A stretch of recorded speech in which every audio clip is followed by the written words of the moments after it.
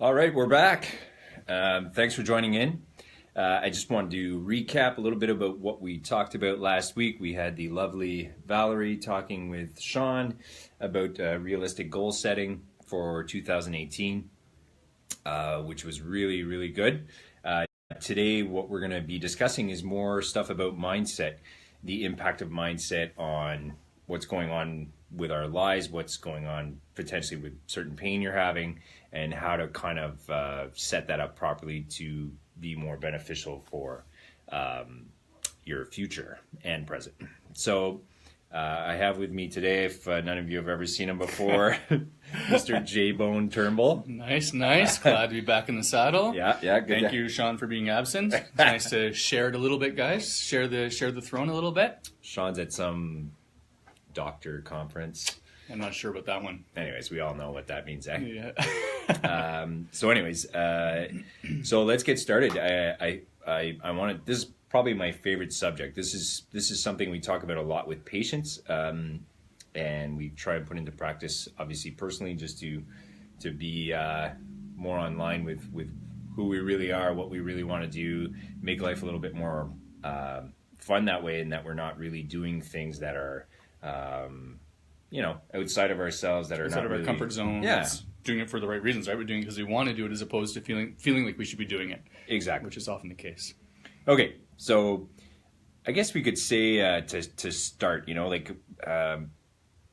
what would be some reasons why we would have a bad mindset? Like we could look back and say, okay, well we were either coming up through our upbringing that had a particular attitude towards life, or a way of speaking that we just thought was normal, and then that became the way we spoke, and that's generally speaking, that's what becomes our reality, right? That's what we think is the true perception of what's happening around us, yeah, and what's possible also. So we can be really self-limiting if we buy into this and really think that that's actually our belief system. Yep, exactly. So that's what we'll talk about today. The whole thing is about, okay, well, what is the proper mindset? How do we get into doing that? How do we recognize our old, maybe potentially negative mindset? And how do we kind of avoid that chatter, yes, and focus more on the one that's more beneficial towards us, right? Yes. Which would be, like we always say to patients, what is your, the voice that's closest to your true nature?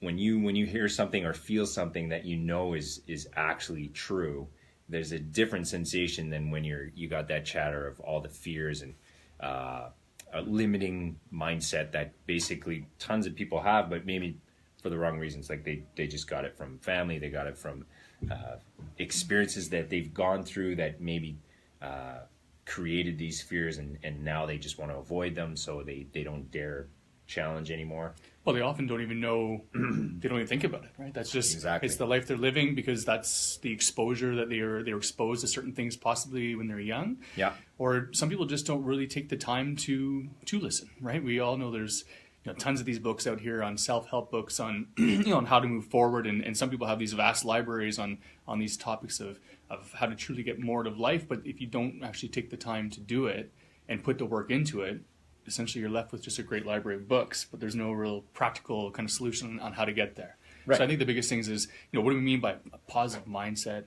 How can you identify what that really is, right? And how do we see that maybe clinically to give them, paint a picture of how we bring that into here at Vitality and how we try to work on people with it. And like you said, some tools to hopefully move forward, and, with some consistency to actually see some change and actually start making these decisions and living your life from, where your center is, where you really are, right, driven to live it from, as opposed to all, like you said, chatter and or whatever it may come from. We all know how hectic life is, with kids, and how easy it is to get trapped in that kind of reactionary part of life where you're just really going through the motions. You're like, you wake up and your day's essentially established for you. And for a lot of people, what we hear in here anyways, they get stuck kind of in that rut, and they have a hard time getting out of that rut.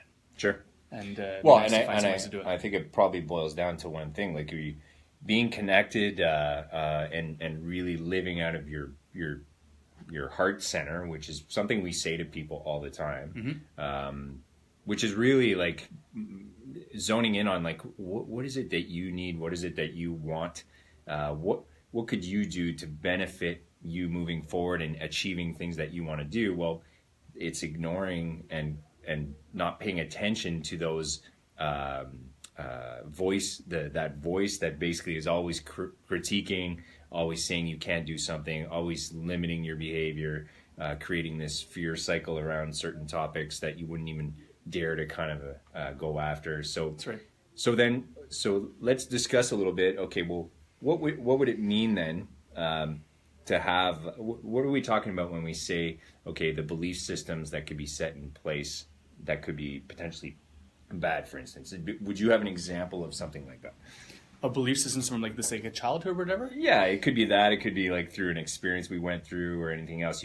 I'm sure clinically too, you've had tons of people talk about it. And yeah, I know sure. For myself personally. Well, clinically, the biggest thing I think I see is when we bring it back to like pain, for instance. A lot of people come in and say like, yeah, my back. I've just talked to my last patient about this. So my back. It's and not him personally, but this is what happens in our clinic. Is people come in and say, oh, my back. It's going to be like that. I'm always going to have back pain, and that's just what it's like. And so sometimes I'll let it go for a treatment or two, and I'll let them kind of get it out, because sometimes that's part of rehabilitation too, right? You got to get that stuff out and start feeling better. But then you can start to identify that it's not just pain. And sometimes they start talking about how they've kind of got this negative self-talk going. You start to see it very easy. There's low energy. You can almost feel it coming in. And there's a lot of kind of negative self-talk, which then corresponds to, and perhaps is why their pain's even there to begin with. Right? So they start saying how it's never going to get better and it's never going to get this. So a lot of times I'll put it out there. I say, listen, you're 40 years old, for instance. You've had back pain for 3 months. Yeah, you're right. You're always going to have back pain. That makes perfect sense. And they're like, well, what do you do? What do you mean you have back pain? I'm paying you to kind of help me out. I'm like, yeah, well, the last 3 times you come in, all you talk to me about is how your back's never going to feel better. So I agree. It's not going to feel better. I had the same thing happen. This woman, she was so mad at me because basically she came in and for 20 minutes, she must have, I couldn't even count the number of times she said that her back was never going to get better, that she's always had pain, and all these things happen to her and no one else. And then she came out and asked me, she said, listen, do you ever think my back pain is going to go away? I said, no. That's it. So, and she was so mad about it. I said, listen, I'm not the one saying that. That's you right. are the one saying that. That's right. We're setting the stage. We have to make people realize, and ourselves included, the impact words have on, us and how we feel to our surroundings and everything that basically emerges from that. So Sure. I think the important thing here is noticing that, like you said, what could be a negative kind of type of mindset? Well, anything that's self-limiting. For sure. That's the learned behavior stuff too. I think when you grow up and exposed to that, and for whatever reason, all parents I'm sure do the best job they can, but they put sometimes some parents put a lot of barriers on their kid and they don't let them kind of reach that true potential. And then there's a lack of understanding or a lack of desire perhaps in that person to even try to achieve that. So that's definitely one we see for sure. And I get it, like personally, I can say for myself, like my mom's probably watching, like I love my mom, but I think one thing when I started out working, and I was working for a private company and everything, you had your RSP set up and your medical and everything else, and I can remember saying like that I was crazy, that I wanted to go on my own and start my own business. How are you going to get patients, and are you going to do this? And I've kind of always had that mindset that it'll just work itself out. But if I wouldn't have thought that, then I could have fallen into that trap and said, well, that's not possible because XYZ would happen. Absolutely. Right? Yeah. So I think it's really important to realize that the only thing holding us back is going to be us. Like how we think, how we view things. If you think something's not possible, well, yeah, absolutely, you're not going to be doing it. It's funny to get personal. It's funny how you say that. So I had the opposite. So I was working in Ontario in a clinic and doing well. My wife had moved there to live with me. And, Kevin and I started talking about trying to start a clinic together over 10 years ago. And which, I started to explore that and all that kind of stuff. And I was, studying osteopathy at the time and needed to see, less people. I was seeing, too many people per hour, let's say. And it wasn't super, I loved my workplace and they were great. Everyone was great, but it just wasn't going to let me kind of build into the therapist I wanted to become. So I started exploring that option, and I had some, some hesitations, if you will, about it. But it was my dad I spoke to, and my dad was the opposite. He goes, absolutely, I think that's a great idea.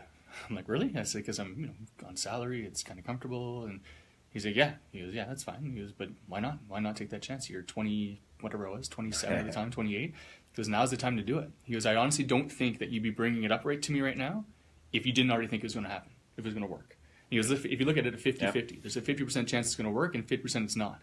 He goes, but it's not really that. It's probably going to be a lot higher. So I had the opposite. My dad was really pushing to do it, probably because he did the same thing when he was young. Yep. And but it's very. I mean, I know I take my dad's opinion with a lot of, I value his opinion, if you will. And if it would have been the opposite way, I can see how that could be very limiting, and it takes a certain character to actually step out of that. Imagine all these years I couldn't have made fun of you at work. It'd be terrible. It'd be terrible. So, okay, so we could see too, like how all this too ties into what we speak about all the time, about that whole big triangle of health, right? So we have Which is why we established the foundations of health. Right? Sure. That's the whole point of that talk series. Anyway, a big portion of that talk series. So in that triangle, like if those of you that haven't heard about it before, we always talk about we'll have the mental side of things, the chemical side, and the structural. So they all interrelate. They all affect each other. So meaning, that's why we wanted to talk about this in terms of benefiting people for what they want to achieve, but also with their pain, is that the way you look at something, or not just the pain itself, but the rest of your life, has an impact on how your body's going to feel. So for instance, I had someone recently that a really nice patient, and having an issue with repeated injury and everything else too. Now, what really ended up coming out of it was that, and this is the patient themselves that admitted it, was that they basically were often self-sabotaging themselves to not succeed. Wow. So because of a reluctancy to be themselves completely, and always trying to please other people and do this and do that, that had gotten so big that her body just kept breaking down, because your body's always going to tell you when you're not on the right path. Like, it is amazing if you actually listen to it. So the keys of what we want to show you today are, how do you decipher between that resistance voice that we have versus that true self being heart-centered voice. Okay, one easy way to do it is for sure, put yourself in the context of like, love is actually as a heart just went by on the screen. That's awesome. Put yourself in a situation where you really felt happy, or complete love, like with your kids, with your spouse. That situation and that feeling that you had is when you're in your true heart center. When you're outside of that and you have the hamster turning and you're always thinking of, oh my God, this is going to happen. Oh, if I don't do this, that's going to happen. That's not you. That is actually just the chatter of resistance coming to, and it's always there trying to hold us back. So the closer you are to your heart, the less of that you hear, the easier it is to push forward.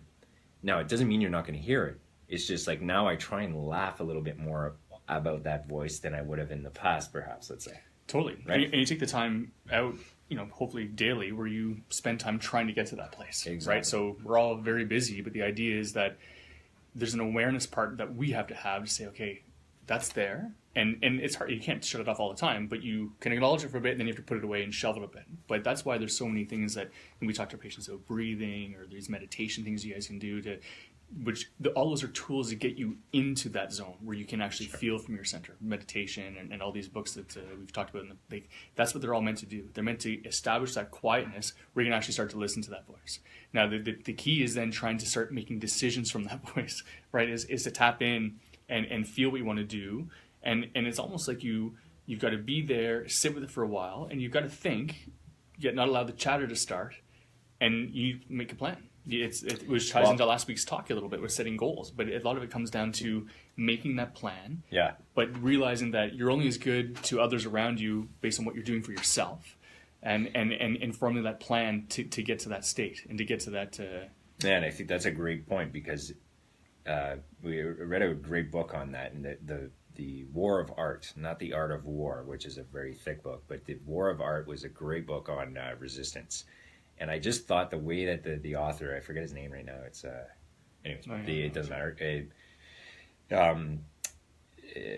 It was talking about like how that voice of resistance is always there, relentlessly coming after you, depending on obviously that whole belief system, what we learned, what our experiences and stuff like that. But and he was just saying, he had a great point. He said, listen, we have to think of it as constant work. So in the sense that, thanks, Nat, Stephen Pressfield, there you go, that's the author. There you go. So it's very, very key to do even if it's a little, what he was saying is a little bit of work that basically doesn't amount or seem to amount to much on that day, will be part of the puzzle that'll make the big picture. Yep. So doing a little bit of that constant work all the time about that, being in that heart center, will bring, because the biggest thing, and you could probably attest to this, is that when I talk to a patient about stuff like this, and they're telling me that, I don't know if you ever hear this, is I don't even know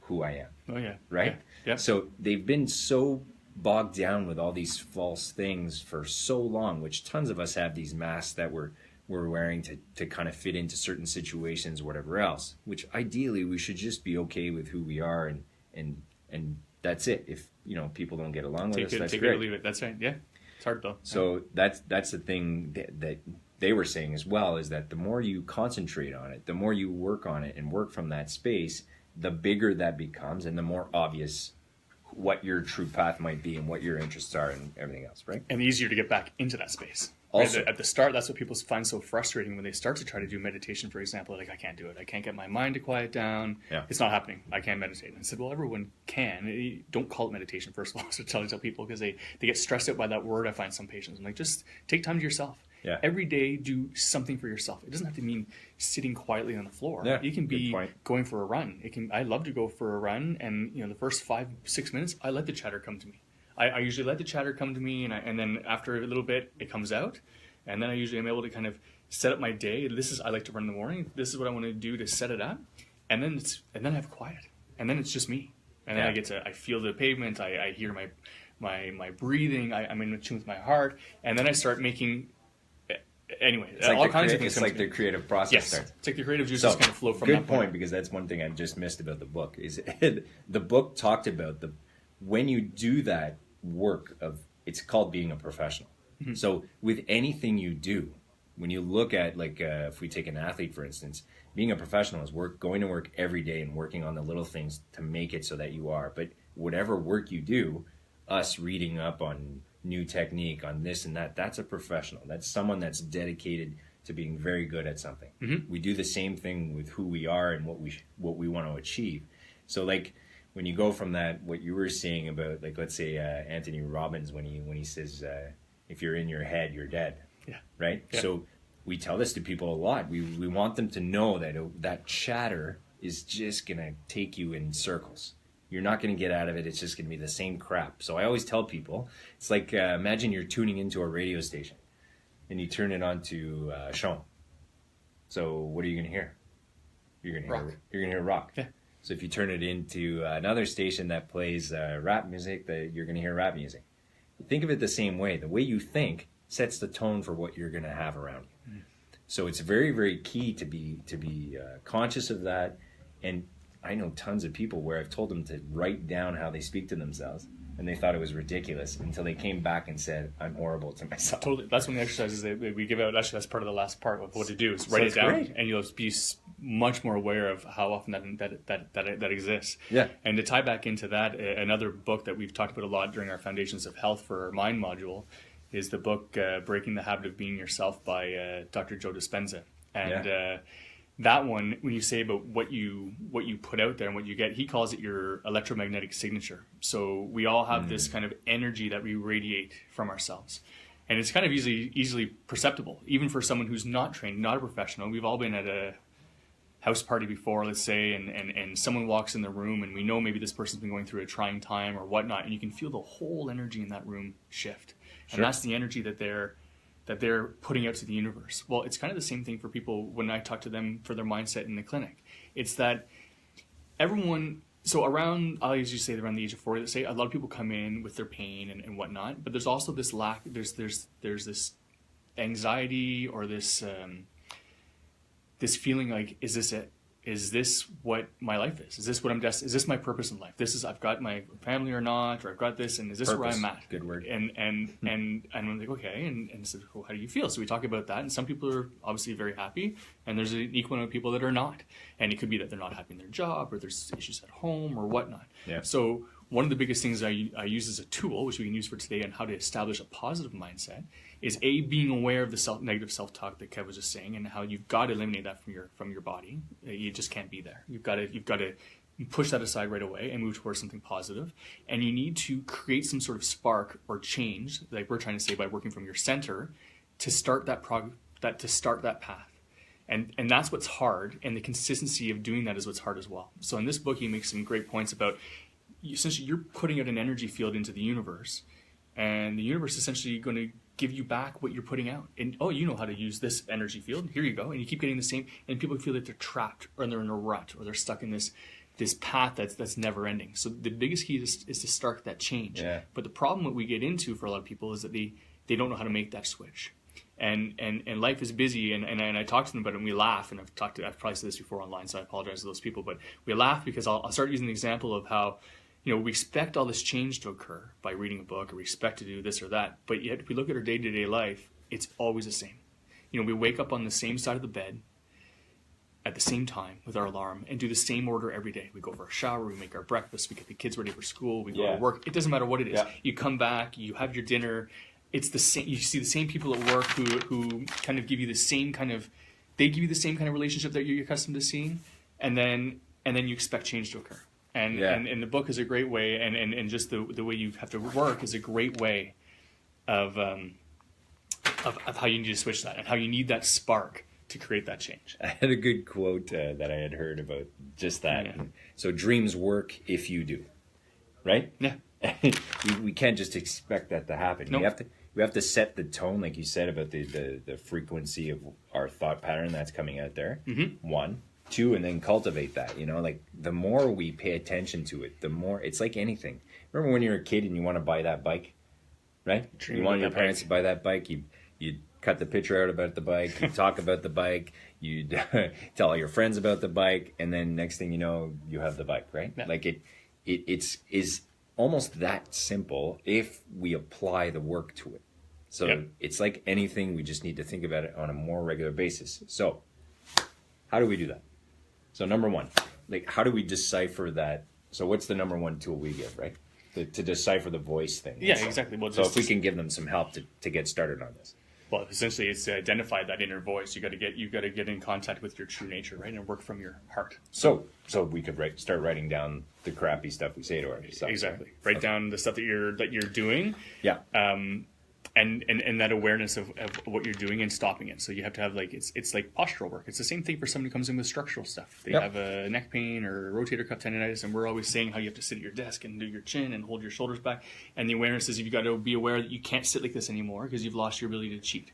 So the people who have that full of mental chatter, negative self-talk, same thing coming from a different angle. You've got to realize when you're being negative self-talk, and writing it down is a great way to be aware of it. And then with time, working on not doing that as much. Right. So that would be number 1. If we're going to give any suggestion on how to get started, it would be basically, let's start writing down on a regular basis things you say to yourself or catch yourself saying in certain situations or most situations. So, it could be anything. It's we used to give that example, remember, of the golf shot. So playing golf with someone at the time, and I can remember we were kind of near some water, but the water was kind of off to the side. Person takes a shot, ball goes in the water, and the person says, "I knew I was going to do that." So I turn around and say, "Well, why did you think that?" And they said, well, what are you talking about? She goes, well, I didn't think I wanted to put it in the water. I didn't want to put it in the water. I go, I know, but they don't know the difference. Nope. All you're thinking about is water. So chances are it's going to go in the water. Absolutely. You've just increased the odds of that happening big time. Absolutely. So I said, instead of thinking about not going in the water, why don't we think about where you want the ball to go? Be more specific. If we could say anything, be more specific. Where do you want it to go? See it going there. Jay said something amazing before about the spark. Now, the spark, in my opinion, is the sensation. Yeah, it's the feeling. It's the emotion. It's the making it as if it's already happened. See it in your mind like it's already there, right? Yeah, you have to think. Not only do you have to think what you want to do, you have to truly feel like you have to feel it, yeah, and or almost do it like you've already done it before, right? It's like a place of knowing already. Exactly. So you got to match that up for sure. So I like the idea too for another tool for people to do. Yep. Sometimes I get people to set back, and over time, not right away, they'll listen to kind of how they're feeling, and maybe they'll start to identify things that the changes they want to put in place, if you will. Yeah. And I get them to write that down. And I get them to write down how they want to do whatever. I want to do exercise this. I want to treat this person or visit this person at least once a week. Yep. Whatever goals they want to have. And I have them write it down. And then they actually read that off to themselves every day. Almost like a mantra, if you will. But have not it a mantra. visible. Yeah. And have it visible, post it up on their bathroom mirror, and they can say it and just get used to saying it and then feeling it and then trying to put that into practice. I think that's a good one as well. Absolutely. Yeah, because the stuff we see most often become habit, right? So just like when they say that what you say to your kids becomes their inner voice, right? Absolutely. So you got to be careful what we say to them that, could act in that fashion. So now if we have the journaling, which could be various forms of how that works, writing down, trying to get a good idea of what the chatter is like already, doing the changes to maybe, okay, well, now I need to transition into what is it I really want. Now, to be able to do that, like you said, we need to be able to get into that heart center. Mm-hmm. So we often give that heart focus technique, where I do anyways, to patients, which is a very simple visualization to get back into that space again. You could do meditation in the sense of breathing and bringing yourself back down to get yourself out of your head. Mm-hmm. And you'll know, because it's always in times when you're like super busy, there's so much going on, the glass has gotten very full, and now you're overflowing. So it's time to bring that back down so you can get back to where you should be. Yep. Now, the hard focus technique is something pretty basic. So you would be lying or sitting. The idea is to think of something that, again, like we said before, will bring that emotion, that sensation of either love or happiness. Joy, yeah. So it could be anything. Once you have that in mind, you really want to feel that feeling like it was happening at the time. Mm-hmm. And almost take that as if you're filling the heart space with that sensation. So it's just a visual. You're filling that heart space, letting that overflow into the rest of the body. Make sure you bring it everywhere. Head, arms, legs. Yep. And it's as simple as that. Just lay there and pay attention to what that feels like. The more often we can do that, the faster you can do it, number one, to get yourself out of that kind of like resistance mind. And then that way, too, is when you start writing the things that you want to kind of look at in terms of, for you as a person, what's important, what are your values, what are your dreams, what are your things that you need to do to be fulfilled and have that purpose in life. Well, this is it. This is how you do it. You need to be in that space to begin with. So that would be the protocol of like getting back in the space, then doing the bit of the work of the writing. Not so much the negative writing, but the one with purpose. With purpose, yeah. I don't know if you use anything else to do. Well, outside of just, a lot of times I will use breathing. I'll get them to do some breathing at the start because I find that's an easy way to get them to be centered. Yep. Or meditation, if you want to call it that. A quiet space. I mean, it's not everyone can do it in a busy, loud space. It's mostly about I get them to try to take some time every day. Yeah. And to get to that part. But it's the idea is to take time for yourself. Sure. And I think that's what one of the biggest complaints I hear from people when they are in that negative space is that they just feel like they're not doing anything for themselves anymore. They've lost their personal identity and they're kind of just living through their kids' activities or whatever they're doing. Which then affects everyone else. Which affects everyone else. And I mean, we're all kind of guilty of it, right? Sometimes the things that make us feel the best are the first things we stop doing when life gets too hectic. So, no, I get them to take every day to spend some time where they at least get to focus on their thoughts. And this is just the mindset part, right? So it's one thing to get your mind right, and that's what you need to do to work on it. I say the same thing. We're working from your center and identifying exactly what am I doing with my life? Is this what I'm here for? Yeah. And if it's not, then the second part is the action. And I find if they don't start taking the action part of it, then the mindset can't keep up very long. Yeah. Right? So you have to also be ready to commit to saying, okay, now I know what I want to do, but there's work that has to be done to move forward to kind of... And good point, because I think a lot of times what happens, and I'll have patients come back after they start doing the writing work, and they do need help. For sure. In the sense that they might need to go speak with someone, because sometimes what happens is there's issues that come up of like, them realizing like, oh my God, I really don't have confidence, or I really have a hard time believing I can do something. Like my anxiety holds me back. Yeah. And so that tends to be a lot of people's issues, is thinking that they're good enough in as a person, right? Mm-hmm. So that belief system is sometimes a hard one. So there are obviously techniques also that we do to help these people, but there are also outside support groups that like seeing a psychologist and things like that. I refer all the time to make sure that the person is well surrounded to be able to achieve that. Absolutely. There are people that could do it without that's which is great. It's just that sometimes we need help. That's right. Which is okay. I'm the first one to admit it. Sometimes we need help, right? Okay. Now, so I think that's a pretty good overview of like kind of like how we can tackle this. So I think that would probably be a great start for people to start with, and then that way we can get into maybe some other topics about this on another talk, because this is, to me, like I was sitting down thinking about what I was going to say about all this, and I think I could go on for a long time. Yeah, it's hard to be concise, which we're not very good at right now. I think what we could do is we could have multiple kind of talks in the future about how that's going. Yeah.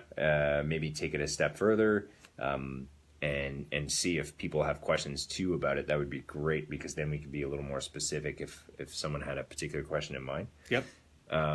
So that's it. So hopefully you guys enjoyed it. We love talking about this stuff. So if you have any questions, please don't be shy to email us. There's either info@vitalitytherapy.ca, or any individual therapist at the clinic has the same email, just with their first name at the front. So Kevin@vitalitytherapy.ca, Jason @vitalitytherapy.ca, and we'd be more than happy to help you out with any questions. You have anything else? No, I mean, if you're looking to make that change, good luck. I hope that you learned something from this talk. And like Kev said, feel free to reach out, and maybe we can help you, just design that plan on how you want to tackle it, and know that you're not alone. Everyone's in that game together. It's there's not many people that come into the clinic that part of the triangle needs some support. So. Absolutely. And sometimes it's just being aware of it, and sometimes it's just being aware of it is enough. There's varying levels of it, but especially those patients that are suffering from chronic pain, right? Absolutely, so sometimes your whole body. The issue is that we're only looking at one aspect of the triangle. So either the physicality of something, or using medications, but we never kind of pay a big attention to the mental part of things, which is quite often, in my opinion, the bigger kind of chunk of what's really going on with people. Mm-hmm.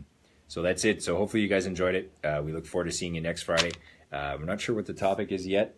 We'll come up with something again and have that out at the beginning of the week. And we look forward to talking to you again. Thanks for tuning in. Cheers. Bye.